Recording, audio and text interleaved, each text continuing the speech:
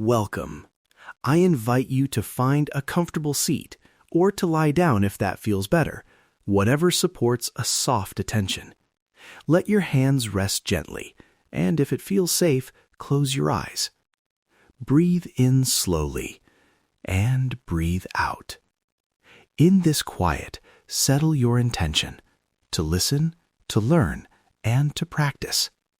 Today we explore two companions on the path, right speech and deep listening, and how together they bring ease to our words and our hearts. Let us understand together, and let us practice with kindness. Before we begin, a gentle note. Sometimes these teachings touch tender places, old arguments, regret, or grief. If anything feels heavy, you may pause, place your hand on your heart, and breathe. If strong memories arise, consider reaching out to a trusted Sangha member or a teacher for support.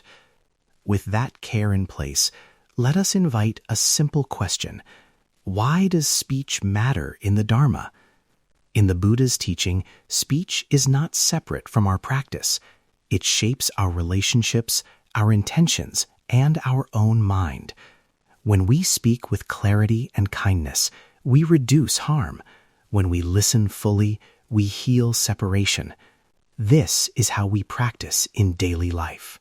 I will tell a short Khmer vignette to bring this teaching home. Imagine a small village where a mother calls to her son across the courtyard. Please bring the fish from the river. The boy hears only, "Bring the fish," and rushes, but he misplaces the basket and the fish are spoiled. The mother, thinking he has been careless, speaks sternly. The boy replies with anger. Neighbors take sides. A simple request becomes a story of blame. Later, the mother remembers she used a hurried tone. The boy remembers a childhood shame. The village remembers the quarrel. Notice how a tone, a missing word, or a rush of feeling can change everything. This is familiar to many of us. One small mishearing, one sharp word, and the river of relationship becomes cloudy. From that little story, we draw 3 simple skills. First, speak truth with kindness. Truth does not need to be harsh. A practical pattern? Begin with presence. Take a breath. State what happened briefly. Name how it affected you, and offer a wish or request. For example, when I heard the fish were left in the sun, I felt worried. Would you help me check how to store them next time? Notice the difference from blame. Practice language like, "I felt," and "would you help?" These soften the edge while keeping honesty. Second, choose timing and tone. Even true words can wound if said hurriedly or at a bad hour. Ask, "Is this a good time to talk?" Or, "Can we step aside for a moment?" When you add a pause before speaking, you offer space for wise intention. Third, deep listening. Receive rather than immediately fix. Often when someone speaks, our impulse is to respond fast with advice. Instead, try this. Breathe in to let the words arrive.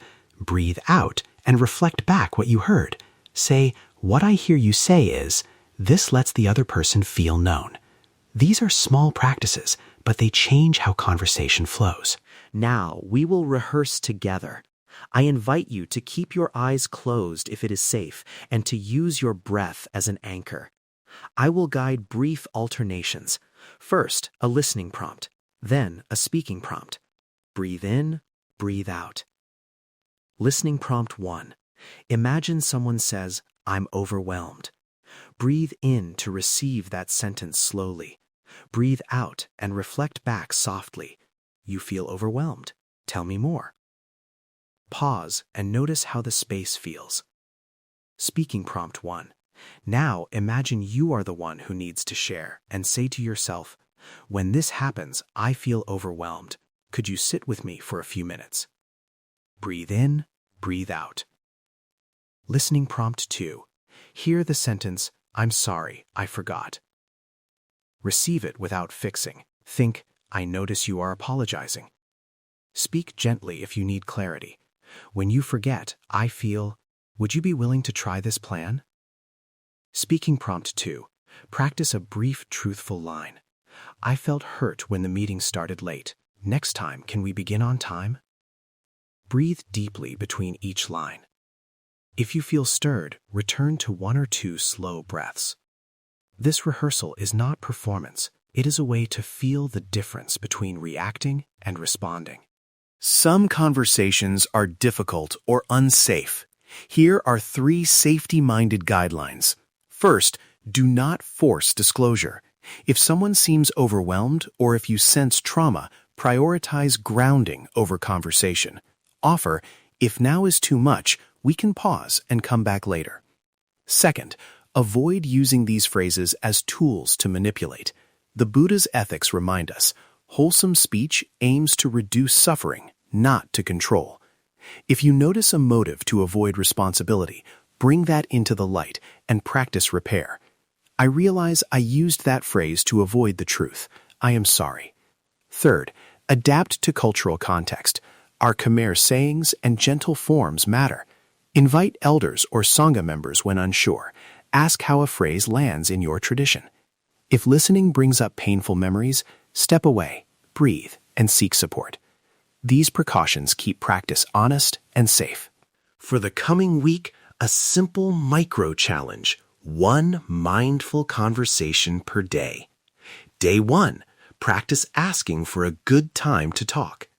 Day 2, use the I feel, would you pattern. Day 3, practice deep listening. Reflect back before offering help. Day 4, adapt a script for family. Day 5, adapt a script for work. Day 6, check your motives. Were you honest or avoiding? Day 7, review and notice change. Keep a short journal, 1 line per conversation. What you said, how the other responded, and 1 thing you noticed inside yourself. Small steps build trust and transform routine interactions into practice. This is the way to bring the Dharma into daily speech, step by step. Let us pause for a brief reflection. Take a slow breath in and out. Remember the 3 points. Speak truth with kindness. Choose timing and tone, and listen to receive rather than immediately fix. If you take only 1 thing from today, let it be this.